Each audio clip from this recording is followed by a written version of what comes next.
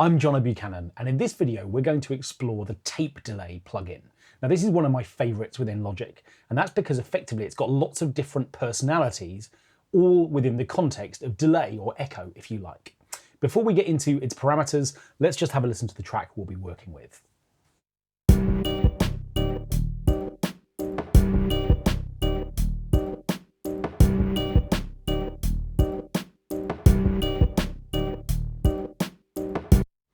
Okay, so simple enough. What I've done here is to just program a beat for this kit called Uptown Flow, which by itself sounds like this.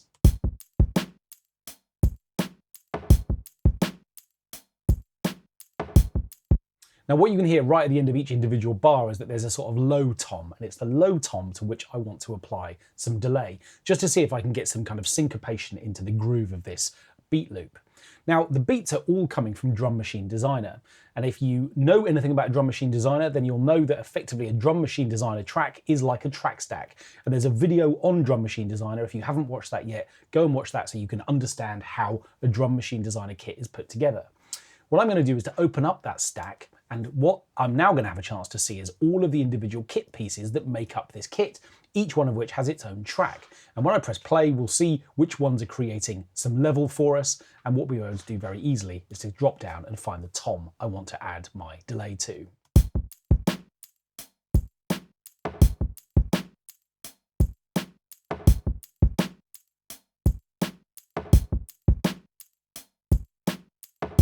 Okay, so because every single kit piece has got its own track, what I've got a chance to do here is to add an individual effect to any piece I like. And what I'm actually going to do is to create the effect that I want on an auxiliary track, so that if I want to, I'm in a position to apply it to other sounds within my mix as well.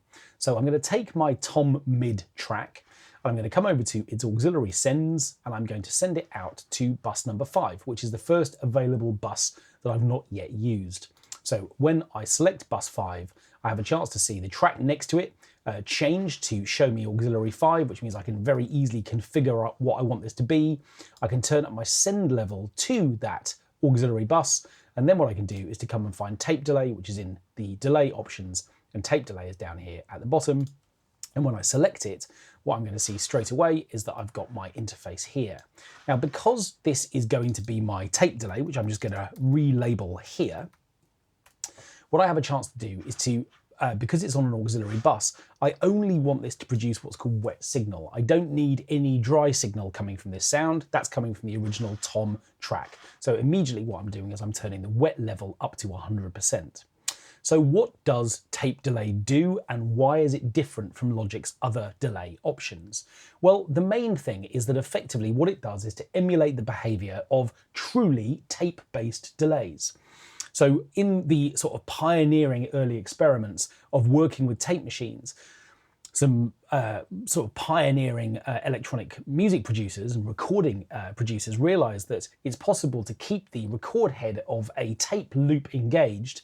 And in doing so, what you can effectively do is to create regenerating tape-based effects, where effectively every time a sound comes back round, it hits that head and it's played all over again. And in other words, we get an echo effect, which nevertheless has some characteristics that are exclusive to tape. So for instance, we can introduce slight pitch variations, little sort of warped moments, sort of emulating the behavior of tape and the fact that it's ever so slightly unpredictable. And tape delay has got a character which you're just not going to find in stereo delay or in Delay Designer. It's just a different kind of a thing. So the first thing I'm going to do is to choose the sort of quantized value, if you like, for the type of delay that I want to create. I want a dotted 8th note delay. But the first thing I can do is to slightly deviate that away from absolutely perfect timing. So my 8th note delay, we'll have a listen to that first, and then what I'm going to do is to just slightly deviate it so that we're just slightly off the grid.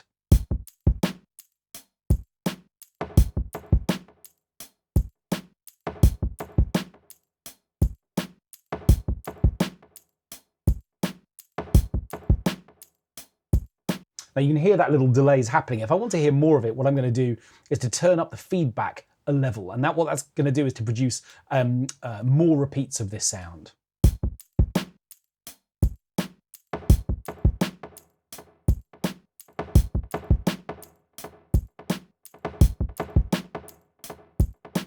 So you can hear that even a really small deviation with higher feedback levels, effectively each delay is pushed even later, and as a result it sort of drifts out of time a little bit more. So let's take the deviation down a little bit so that we're not getting something which is beginning to sound out of time.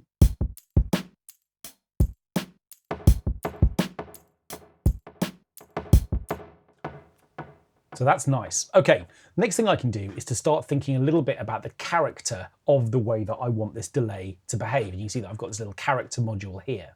So firstly, what I can do is to restrict the sort of frequency playback of the delays themselves. In other words, do I want it to take the low end as I just have out of this sound so that low frequencies aren't included within the delay? Or similarly, do I want to do the same thing at the top end so that we're sort of making the delays themselves slightly more lo-fi and filtered than the original sound triggering them?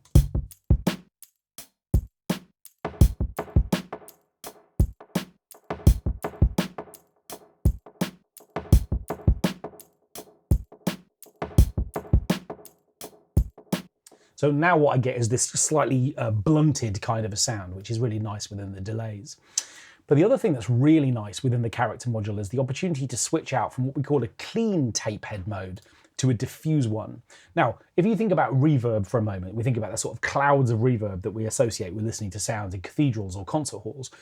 Think about it. As the sound makes its way from the instrument triggering that reverb into the space, effectively every single individual piece of reverb, every bit of sound generation that goes and hits the ceiling and then returns to you, or hits a wall and returns to you, or hits the floor and bounces around the space before it comes to you, is an individual echo. It's just that we don't hear every one as an individual echo because so many of those echoes are reaching us within a particular period of time.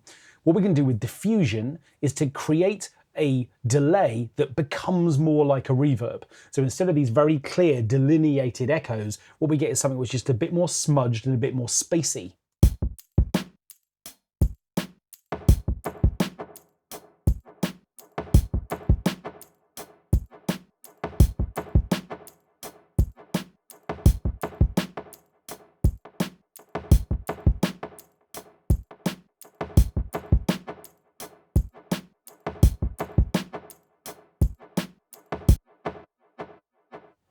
You hear this sort of smudge, which is really nice when it's sort of introduced in this way. And another really great thing about tape delay is the opportunity to introduce flutter. Now, effectively, what this is going to do is to produce that kind of randomization of pitch that I mentioned before. Tape sort of famously, over time, in particular, becomes far less predictable in terms of its sort of playback and how smoothly it does that. We get these little flutters and these little pitch moments where we get just something which is just a little bit more unpredictable, and that's a really nice thing to be able to do. We can introduce both flutter and we can introduce some additional sort of LFO movement within the sound as well, just to get the sound moving in different ways. I'll turn up the intensities a little bit so we can just begin to appreciate those little variations in the playback.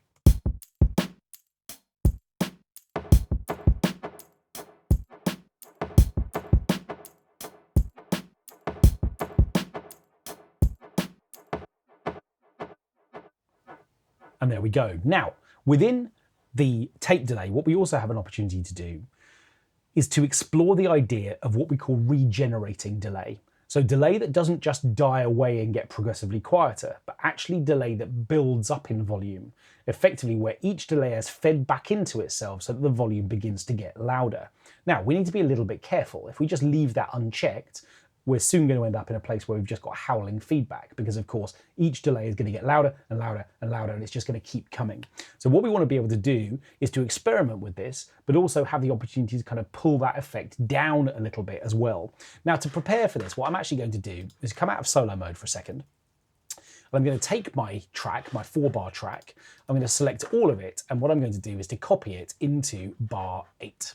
Now, I'm deliberately leaving a 2-bar gap because what I want to do with tape generation, or this regenerating effect, is to effectively fill in that space between those two sections of my track using the feedback control as a regenerating effect, which nevertheless I'm not going to allow to get completely out of hand. So in other words, what I want to do is to automate this parameter. Now, I have to remember that my tape delay is on this auxiliary track, so it's the auxiliary itself that I need to put into latch mode, And what I'm going to do is, when I listen back, is I'm going to adjust the feedback amount so that effectively the delay builds up to a particular point, plays through the 2-bar gap between bars 6 and 8, and then I'm going to pull it back down at bar 8 so that effectively we're just managing that in a musical way.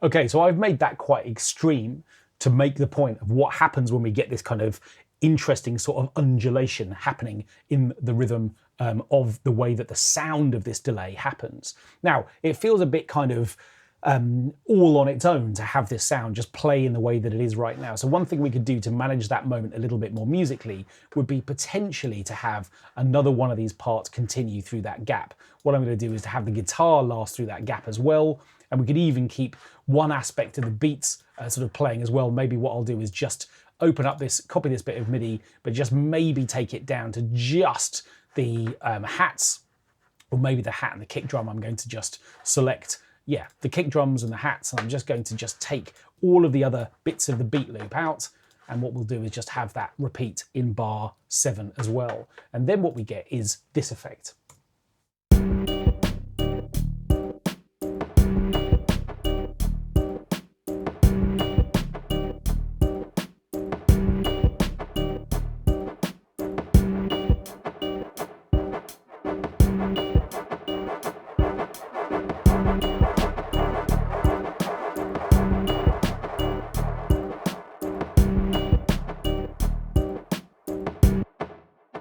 Okay, so musically that's working better, but it's definitely too loud. Now, what I can see is because I've automated this auxiliary track, I can see the feedback level that I've created, and actually I think that's working quite well. The problem is, it's just too loud when the rest of the track comes back in.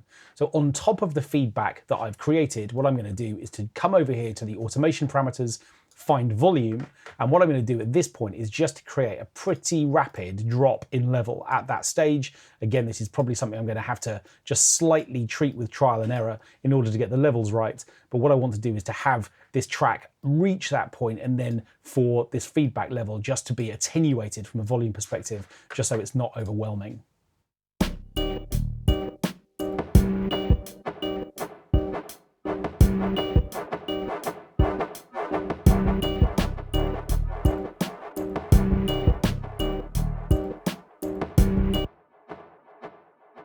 Okay, well that could probably go further, but you can begin to see that I'm reining in that tape delay. So what we've looked at within this video is this idea of what we can do with tape delay. All of its parameters allow us to configure these really interesting tape-based effects.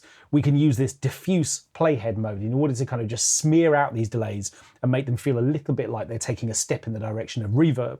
What we can also do with feedback is to create these regenerating effects. Remember, left unchecked, if you just simply turn feedback up a lot, any signals you pass through will just get louder really quickly, so be careful because you can create chaos very fast. But we've seen that with little deviations here to the timing of the delays, and with Flutter and the LFO movement in the modulation section down at the bottom, we can create these really interesting, undulating, quite retro style effects.